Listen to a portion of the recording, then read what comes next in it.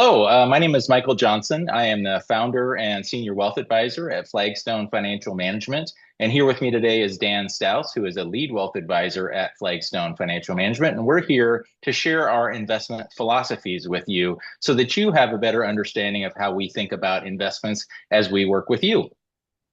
So the first slide here is the lead slide. The next one is going to be that markets are efficient. And essentially, we believe that markets are efficient in that most information that's out there is already priced into stocks almost before we have an opportunity to act. And this gets to be important when you're trying to decide, should we invest in active managers, those that are trying to actively beat the market, or should we invest in more passive investments that are those that are trying to participate in the market? So this first slide really shows a study about funds out there. There's roughly 3,000 US domiciled stock funds in this particular study. And you'll note that about 46 to 65% of those actually didn't even survive. So there's a dirty little secret in the mutual fund business where they start a fund, and if it doesn't work, they kind of merge it into something that has performed better. So many of them don't survive. Then the next little blue line in that slide shows how many of those 3,000 funds, what percentage actually was able to outperform their index or the market as a whole. And you can see that only 18 to 24% of those, let's call it 25% on the high end, were able to outperform their market. Those aren't very good odds, okay? But you might be saying, hey, well, if 25% of those managers were able to outperform, I want to own those 25%. But the reality is that 25% in this next study showing winners are difficult to predict, actually only 25% of those outperformed. And so what it really suggests to us is it's more a matter of chance or luck that those 25% are outperforming as opposed to being indicative of their skill. So I'll take this next concept, and it's just the idea that cost matters. So the mutual funds that you buy or ETFs, they have underlying expenses, and that can range quite a bit from, now there's even mutual funds or primarily ETFs that don't cost anything, that make their revenue in sort of other ways. And then there's really expensive active mutual funds that cost more than 1%. This study breaks up mutual funds and ETFs into less expensive and more expensive products. And it says, well, how likely is it to outperform based on whether it was cheap or expensive, or less expensive or more expensive. So it looks at different time frames here. But if we look at that 10-year time frame, the cheapest quartile of mutual funds and ETFs was 0.68%, and 32% of those over that 10-year period beat their benchmark. On the other side of the spectrum, you had the highest quartile funds costing 1.38% on average, and 14% of those outperformed their benchmark. So still, all of those are less than 50%, not likely to beat their benchmarks, but the less expensive funds did tend to outperform more often than the more expensive funds, which drives us to favor lower cost investments. The next concept here is diversify globally. What does that mean? Well, we like to invest in the stock market from not just the US, but globally as well. So this chart is pretty busy. You can see each column there is the year starting from 2005 to most recently 2024. And each colored tile is a specific country's stock market returns in that given year, with the best performing countries at the top and the lowest performing at the bottom. So you can see clear back in 2005, Canada was the best performer at 28.3%, and Ireland was the worst at negative 2.3%. Where, you look at 2024, the US is second from the top there at 24.6%. The idea here is that you don't really know which country is going to be the best performer or the worst performer in any given year. So we like to own all of them. A perfect example of why is because in 2000 to 2010, the US large company stock market just didn't have very good stock market, didn't have very good returns. And it was international stocks that did much better.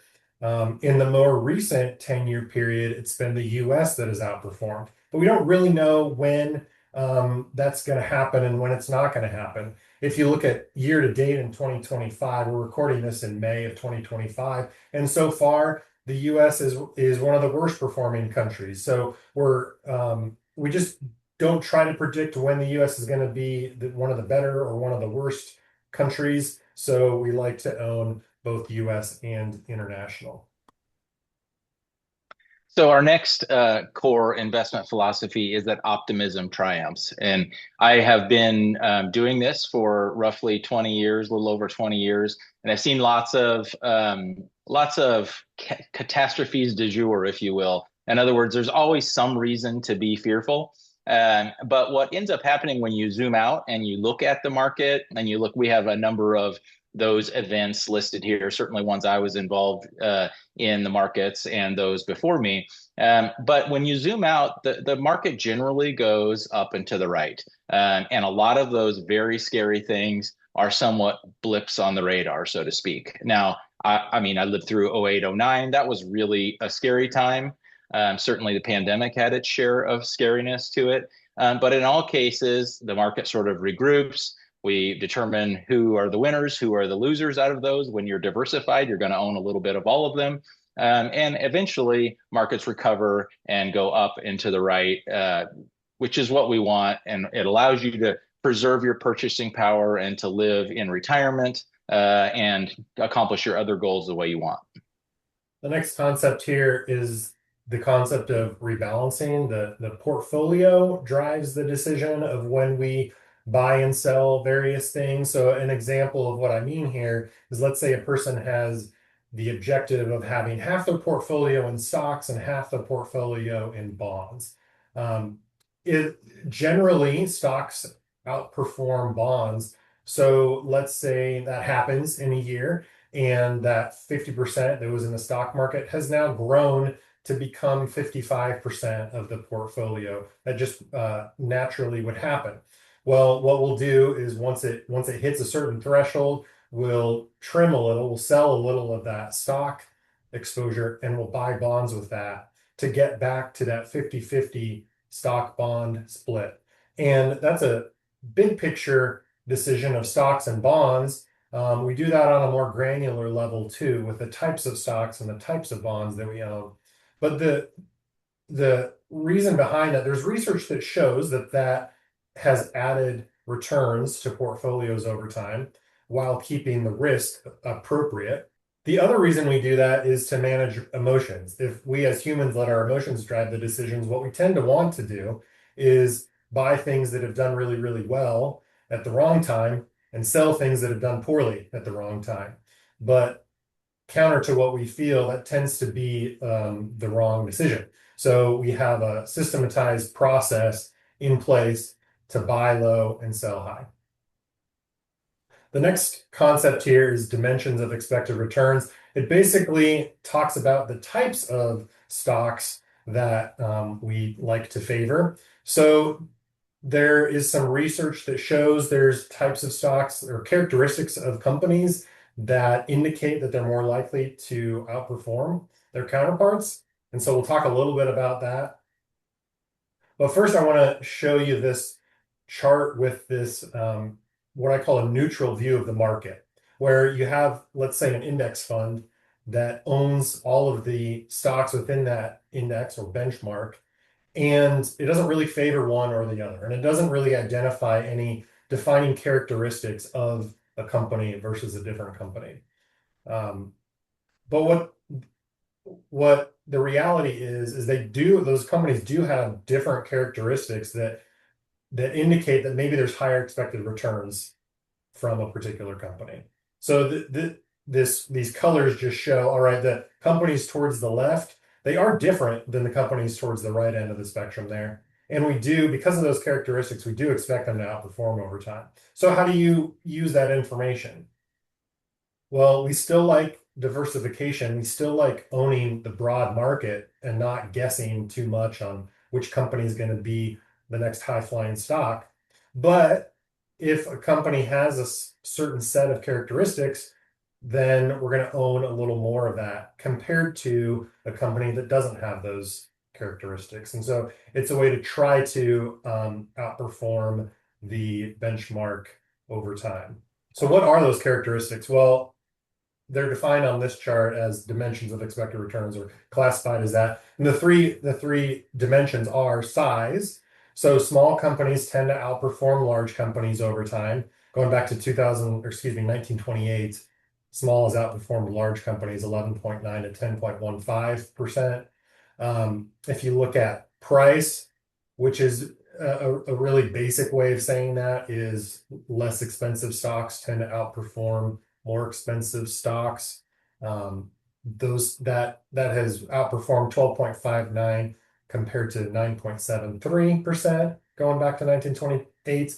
And then lastly, profitability is that other characteristic. Going back to 1964, more profitable stocks have outperformed less profitable, or companies, I should say, 12% to 8.14%. All right, now we're going to delve into the interesting topic of interest rates, everybody's favorite. So, what this chart really tries to illustrate is the impact of a 1% increase or decrease in interest rates. And right now, again, this is May of 2025. There's been lots of discussion over the last several years about interest rates. It's been the Fed has been the top of everybody's mind really for the last probably 2 or 3 years. But it's an important concept. You don't need to know all the detail, but the concept is as those rates, for example, on the left-hand side of this column go up, the longer the term of the bond that you own, the bigger negative impact it has. So you can see the 30-year Treasury that goes down 19.3% if that 30-year Treasury bond goes up by 1%. Much less impacted is the 2-year Treasury at the bottom of the screen, and you can see a 1% rise in the 2-year. The value of that bond only goes down 2%. So again, these are inversely related to each other. So when interest rates fall, the value of the bonds actually goes up. So it goes both ways. Now, how important is that for you? I mean, the reality is we will do all of this work, but we're constantly watching the bond market and trying to understand, and generally we'll keep our term or duration is the fancy word for it at a little bit less than the overall market, because we view our bonds as our safe bucket of investments, and we don't want to take a bunch of risk. We don't want to take interest rate risk, and we don't want to invest in bonds that are low credit and might default. So our safe bucket of money is our bonds. We're going to manage your assets that way and essentially allow the stock portion of our portfolio to give us our growth over time. All right, now we're in congratulations, first of all. You made it to the end of this video, which is saying something because most people can't wade through that much technical detail. But now we're on to my favorite chart, which is the range of stock, bonds, and blended total returns, because I think this tells really the essence of investing and how you can be successful in investing. So we're going to dig into this a little bit. In the far left-hand side of your screen, under the 1-year period, we get a dark blue coloring that is the range of stock market returns in any 1 year. In the kind of yellowish color, orangish yellowish color, it is the range of returns for a 60-40 portfolio, which is 60% stocks, 40% bonds. In the red, it's 40% bonds, 40% stocks, 60% bonds. And then in the green, it's 100% bonds. And so those middle bars are, I would say, typical of our retiree clients, somewhere between 40 and 60% in stocks. So what you can see is under the 1-year period, kind of anything can happen in the stock market. We have all the way from positive 60% all the way to negative 41%. even in bonds and in the 60/40 and the 40/60 portfolios, there's quite a wide range of options or possible outcomes. If we just move over to the 5 year period, you take a lot of that downside and certainly some of the upside off of the table. Okay.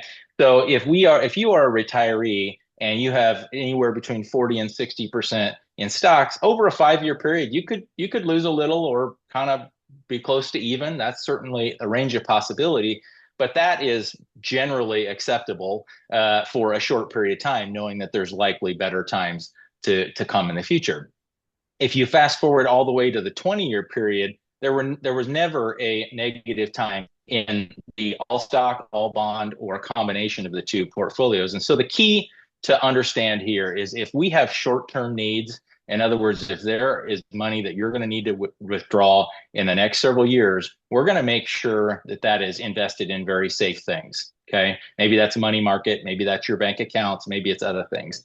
And if we have some time on our side, we're comfortable with some of the ups and downs on the stock market to allow us to get better returns. And I didn't point this out, but one really important thing is to look at the range of returns in the middle of those bar charts. So you can see the more aggressive you are, the more stocks you own, generally the higher average returns you've received. So there is basically a trade-off between the return you get versus the risk you're willing to take. So those are our core investment philosophies or the principles we abide by here at Flagstone. We hope that you found that to be informative or helpful. If you have any questions about any of what you learned or any of what we talked about, please feel free to reach out to us. We'd be happy to have another conversation with you about it. If you're interested in talking with us about being a client or what we do, we'd be happy to have that conversation with you as well. Either way, thanks for watching, and we look forward to chatting with you. Thank you.